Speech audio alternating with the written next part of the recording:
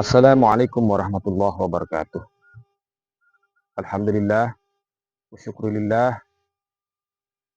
wassalatu wassalamu ala Muhammad ibn Abdillah, amma ba'du. Yang saya cintai para pencinta kebenaran, dimanapun Anda berada. Para pejuang dan para laskar pembela Wali Songo yang saya hormati.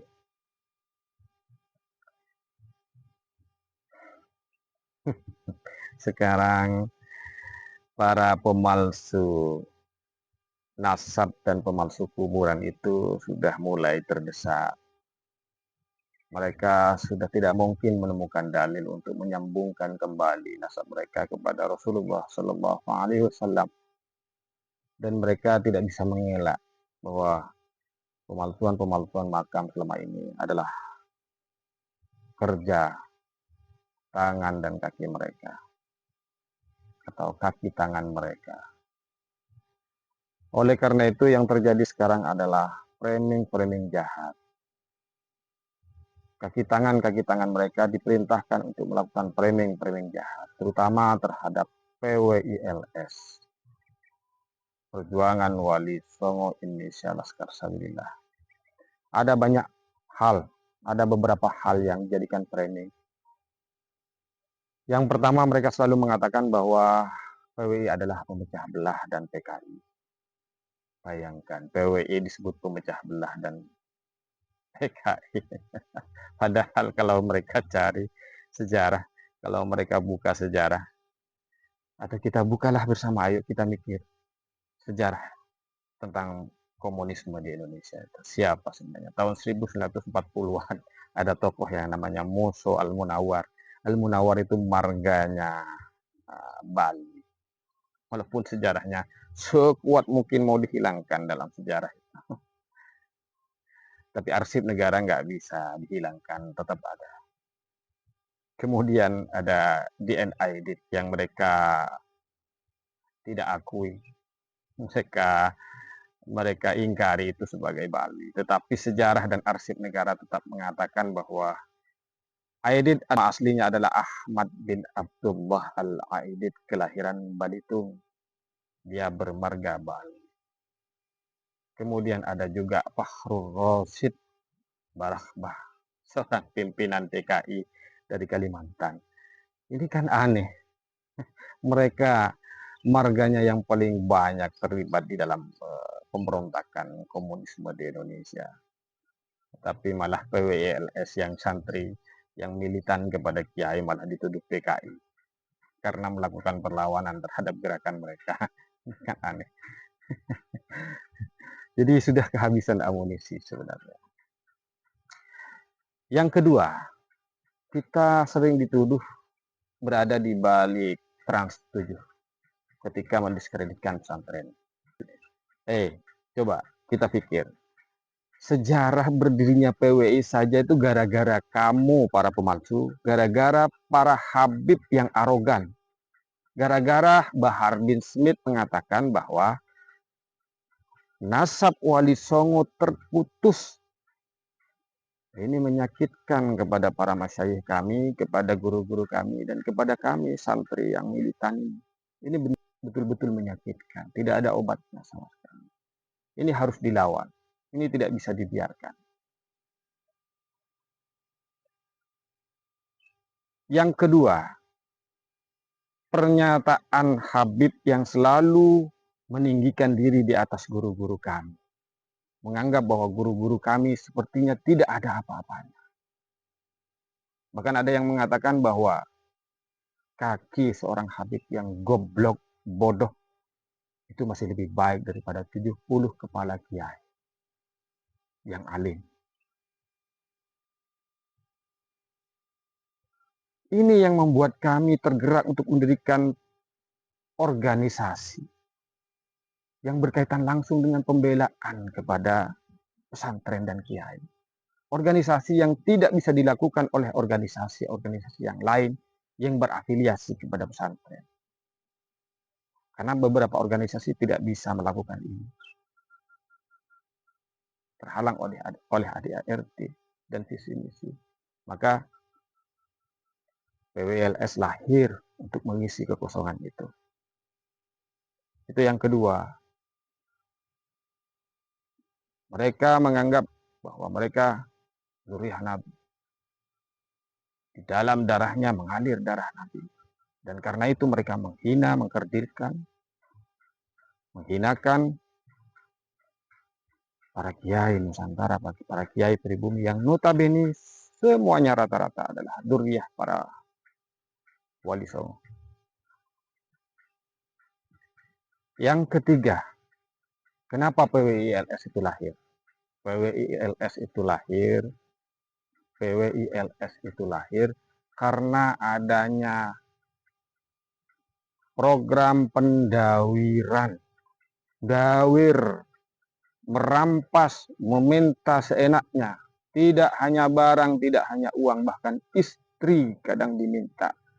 Dengan dalil bahwa mereka yang memenuhi permintaan itu akan mendapatkan syafaat. Ini yang membuat PWLS itu harus ada dan wajib ada. Buktinya, sekarang mereka sudah mulai sepi. Tidak ada lagi gerakan-gerakan dawir. Meminta seenaknya. Kambing, sapi, mobil, bahkan istri. Mereka tidak pernah bisa memahami bagaimana beratnya menjadi seorang kiai, menjadi tokoh di masyarakat. Mereka hanya datang untuk merampas apa yang dikumpulkan oleh kiai selama ini.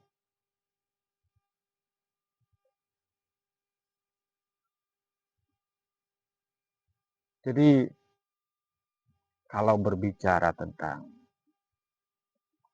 PWLS, itulah sejarahnya. Itulah latar belakang kenapa PWLS itu berdiri. Karena itu, kalau ditarik kesimpulannya, tidak mungkin PWLS itu adalah kumpulan dari PKI atau penganut komunis. Tidak mungkin.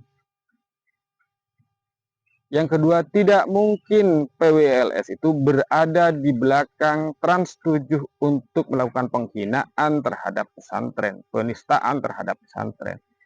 Kenapa? Karena orang-orang yang ada di belakang PWLS itu adalah santri-santri militan yang tidak terikat dengan aturan-aturan apapun, yang tidak terikat dengan organisasi apapun untuk melakukan gerakan yang tidak bisa dilakukan oleh organisasi yang lain. Itulah PWLS. Jadi jangan ngarang, saudara. Jangan ngarang. Jangan ngarang. Mana ada PWLS itu mau menghinakan pesantren, mau menghinakan para kiai.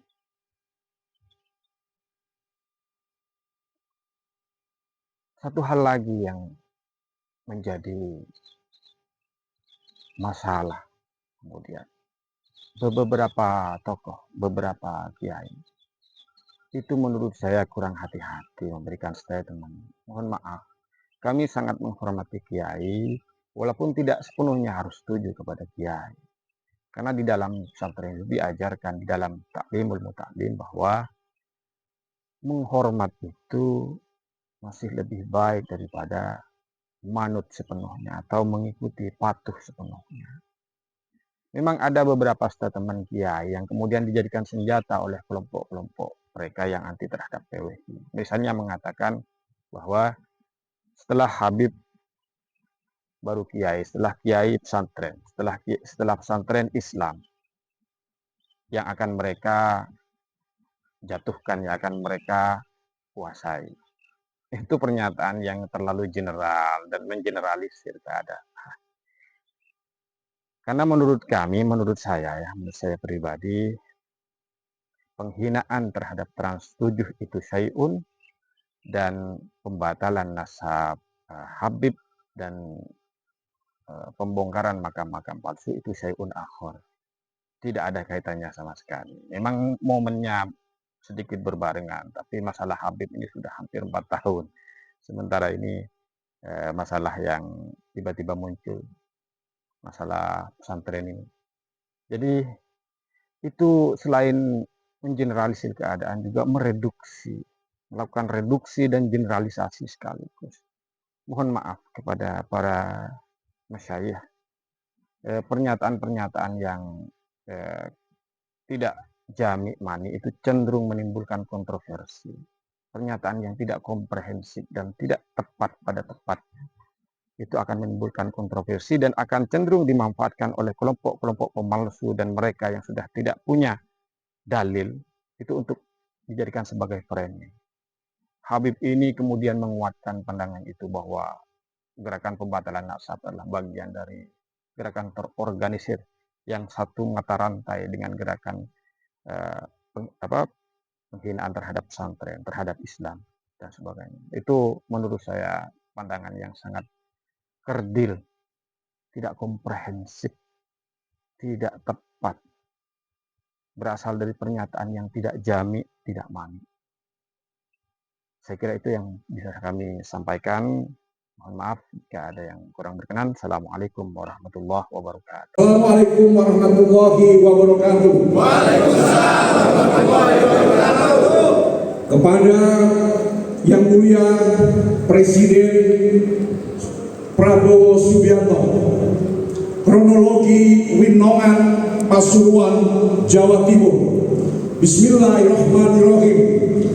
Telah ditemukan fakta di lapangan bersama para ahli waris dan masyarakat setempat terkait pembangunan makam oleh klan Ba'alawi, tepatnya di Desa Winongan, Kabupaten Pasuruan, Jawa Timur. Berikut kronologi berdasarkan keterangan dan fakta di lokasi. 1. Pembangunan makam tersebut tanpa izin yang berdiri di atas makam-makam para ulama dan masyarakat pribumi setempat, sehingga menutupi fisik makam-makam tersebut yang menimbulkan protes dari masyarakat setempat. Dan setelah ditelusuri, ternyata pihak yang membangun hanya ada izin membuat jalan sesuai keterangan dari kepala desa setempat. 2. Pembangunan makam tersebut dianggap sangat merendahkan martabat masyarakat setempat, khususnya rakyat Indonesia, karena dilakukan oleh kelompok imigran keturunan Ba'alawi dengan mengaku cucu Nabi Muhammad Sallallahu Alaihi Wasallam, yang dijadikan modus untuk mengelabui dan membius masyarakat sehingga dijadikan pembenaran secara semena-mena, melakukan hal yang di luar adab, etika, dan norma masyarakat Indonesia. 3.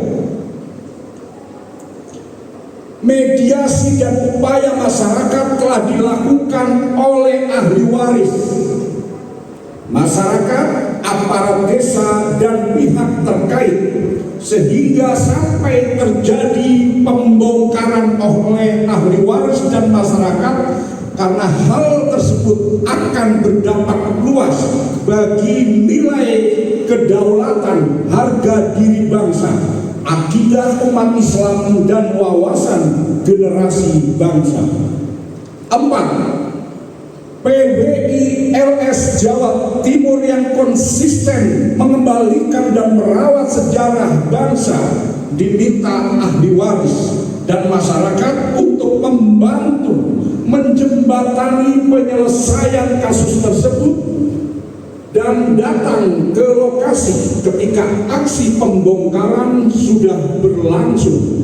Namun yang terjadi ketika anak bangsa pribumi yang sedang mengembalikan harga diri bangsa menormalisasi makam dijadikan korban penahanan tanpa dasar. Sedangkan pelaku pembangunan makam yang dengan sengaja menutup dan merendahkan makam-makam ulama di lokasi tidak disentuh dan diproses hukum. Maka selanjutnya kami PWILS atas nama umat Islam dan rakyat Indonesia yang berjiwa nasionalis dan mencintai tanah air ini akan bergerak untuk keadilan demi harga diri dan kedaulatan negeri ini, karena apabila dibiarkan maka sejengkal demi sejengkal tanah di tanah air ini akan dibahalawikan sehingga generasi ke depan akan kehilangan jati diri dan sejarah. Demikian yang disampaikan agar Bapak Presiden bisa mempertimbangkan dan mengambil tindakan yang bijaksana. Ya Jabbar ya Qahhar, Ya Jabbaru ya Qaharu, Ya Jabbar ya Qahhar, Ya Jabbaru ya Qaharu, Ya Jabbar ya Qahhar, Ya Jabbaru ya Qahar, Ya Dal Masjid Sadid, Ya Dal Masjid Sadid, Ya Dal Masjid Sadid, Ya Dal Masjid Sadid, Ya Dal Masjid Sadid. Siapa kita? NKRI, Pancasila, Nusantara, Derek Kiai. Wassalamualaikum warahmatullahi wabarakatuh. Assalamualaikum warahmatullahi wabarakatuh. Pernyataan sikap PWILS Jawa Timur. Kami pimpinan wilayah Perjuangan Wali Songo Laskar Sabilillah Provinsi Jawa Timur menyatakan sikap mendukung dan mensupport